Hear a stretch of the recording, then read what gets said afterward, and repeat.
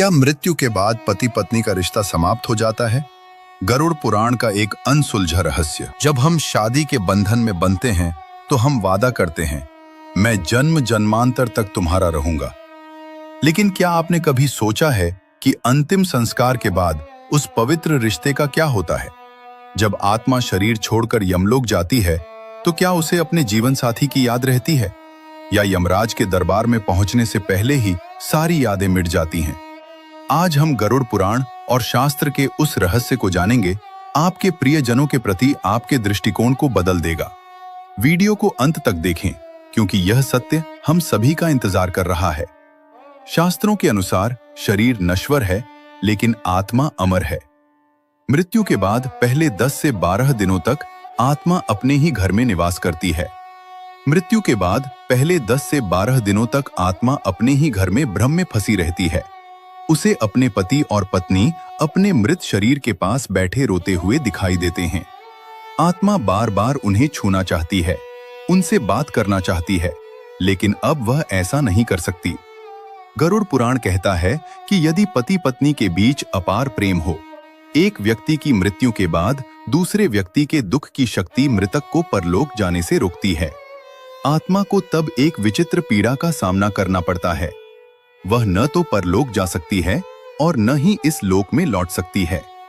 इसलिए शास्त्रों में कहा गया है कि प्रियजन की मृत्यु पर अत्यधिक शोक करना आत्मा के लिए हानिकारक है। जमपुरी तक जाने वाले 86,000 योजन के लंबे मार्ग पर आत्मा को 16 नगरों को पार करना पड़ता है।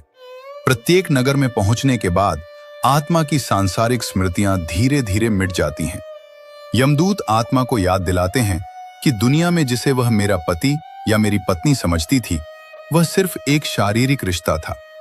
जब जमपुरी के मार्ग पर चलते हुए गर्म रेत या बैतरानी नदी की रक्त धारा को पार करना पड़ता है, तो आत्मा को यह एहसास होता है कि वो वहां पूरी तरह अकेली है। वहां उसके कर्मों का सहभागी उसका जीवन साथी नहीं हो सकता। श्री कृष्ण गीता में कहते हैं, मनुष्य अकेला जन्म लेता है और अकेला ही मरता है। बहुत से लोग पूछते हैं, क्या हम अगले जन्म में पति पत्नी के रूप में पुनर्जन्म ले सकते हैं? गरुड़ पुराण के अनुसार अगर दोनों में एक दूसरे के लिए गहरा लगाव और अधूरी इच्छा हो, तो कर्मों के फलस्वरूप उनका पुनर्मिलन हो सकता है।